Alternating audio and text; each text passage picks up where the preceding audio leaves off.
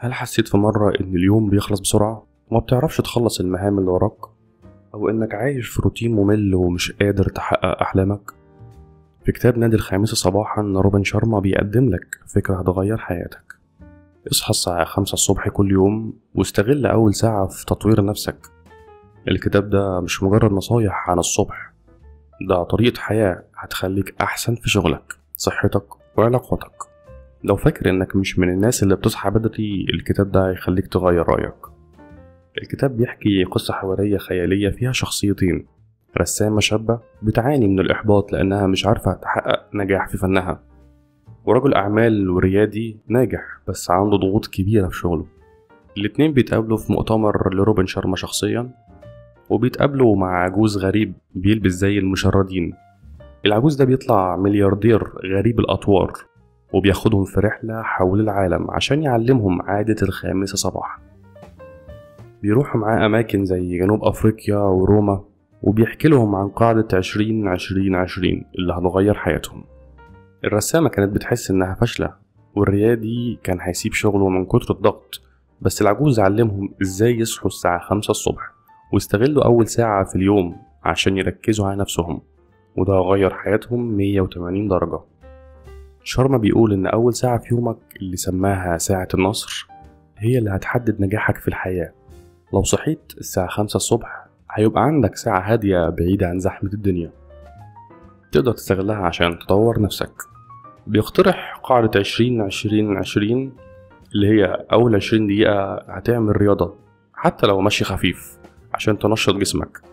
تاني 20 دقيقة ركز وفكر في أهدافك زي التأمل أو الكتابة. وآخر 20 دقيقة اتعلم حاجة جديدة، اقرأ كتاب أو اسمع بودكاست. الفكرة إنك لو بدأت يومك صح هتبقى أكتر إنتاجية وتركيز طول اليوم. شارما بيقول إن النوم الزيادة أو الصحيان متأخر زي اللطافة المدمرة اللي بنعملها لنفسنا. كتير مننا بيفتكر إن النوم لحد الظهر هيريحهم، أو إنهم لو ناموا أكتر هيبقوا أحسن، بس في الحقيقة ده بيخليك كسول وبيضيع عليك أهم وقت في اليوم. إنك بتضحي بإنتاجيتك وأحلامك عشان راحة مؤقتة. الناس اللي بتصحى متأخر بتحس إن اليوم بيجري منها، وبيبقوا دايما مستعجلين ومش مركزين. النتيجة إحباط، تعب نفسي، وهتحس إنك مش عارف تحقق حاجة. كتير مننا بيحلم بيوم مثالي، يعني يخلص كل حاجة عايز يخلصها من غير أي ضغط. بس شارما بيحذر إن السعي للكمال ده مجرد وهم. لو فضلت مستني الوقت المناسب عشان تبدأ تعمل حاجة هتفضل مستني للأبد. الناس اللي بتحاول تعمل كل حاجة في وقت واحد بتبقى عايشة في توتر دايم، وده بيخليهم يفشلوا. وفي كتب كتير زي كتاب قوة عاداتك اتكلمت عن التغيير وإنه بيحصل بالتدريج مش مرة واحدة.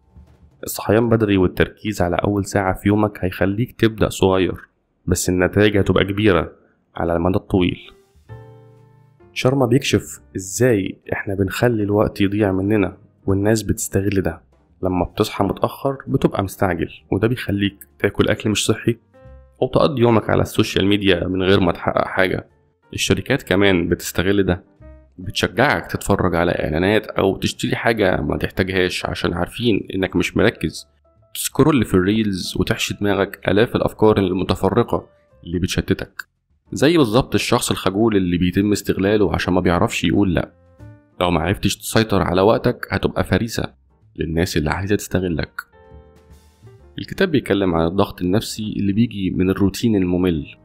ناس كتير بتكبت غضبها وإحباطها لأنهم حاسين إن حياتهم واقفة في حتة واحدة، بس الكبت ده بيخليك تعبان نفسيا، بيسبب لك أرق وقلق. شارما بينصحك تواجه الإحباط ده بإنك تغير روتينك. اصحى الساعة 5، استغل أول ساعة في حاجة تجدد طاقتك زي الرياضة والتأمل، وإنك تكمل على نفس الروتين القديم عشان تحافظ على شكلك قدام الناس وتعرف تظهر معاهم بالليل. ده هيزود إحباطك مش هيحل المشكلة. شارما بيديك خطوات واضحة علشان تبدأ تصحى الساعة 5 صباحا. أول حاجة، حط منبه بعيد عن السرير عشان ما تكسلش وتقوم على طول، تقفل المنبه وتبدأ يومك. جهز نفسك من بالليل، حط هدومك وكوباية مية علشان ما تضيعش وقت الصبح. طبق قاعدة 20-20-20، أول 20 دقيقة رياضة، تاني 20 دقيقة تأمل أو كتابة أهدافك، وآخر 20 دقيقة اتعلم حاجة جديدة، شغل بودكاست على الموبايل أو اقرأ كتاب جديد. ابدأ صغير، لو مش متعود تصحى بدري ابدأ مثلا اصحى 5:30 وبعدين 5:15 لحد ما توصل ل5 الصبح، هكذا. كافئ نفسك، بعد أول ساعة اعمل حاجة بتحبها زي فنجان قهوة عشان تحفز نفسك. التزم 66 يوم. شارما بيقول إنك محتاج 66 يوم علشان العادة دي تبقى جزء منك. شارما بيقول إن النوم الزيادة زي الإدمان، كتير مننا بيدمنوا النوم لحد الظهر عشان بيحسوا إنه بيريحهم، وشارما بينصحك تطلع من الدايرة دي بالتدريج. ابدأ تصحى بدري خطوة خطوة، واستغل أول ساعة في تطوير نفسك لحد ما تحس إنك فعلا بتبدأ يومك صح. الساعة الأولى في يومك هي اللي هتحدد نجاحك في الحياة. النوم الزيادة ده زي اللطافة الزيادة، بيدمرك إنتاجيا على المدى الطويل. السعي اليوم مثالي من غير ما تبدأ بدري ده مجرد وهم. النجاح هيجي من إنك تصحى الساعة 5 صباحا. اختار المعاناة الصح، المعاناة اللي هتخليك أحسن. سيطر على وقتك، ما تسيبش الروتين يتحكم فيك. وطبعا الحديث النبوي الشريف: بورك لأمتي في بكورها، عليه الصلاة والسلام.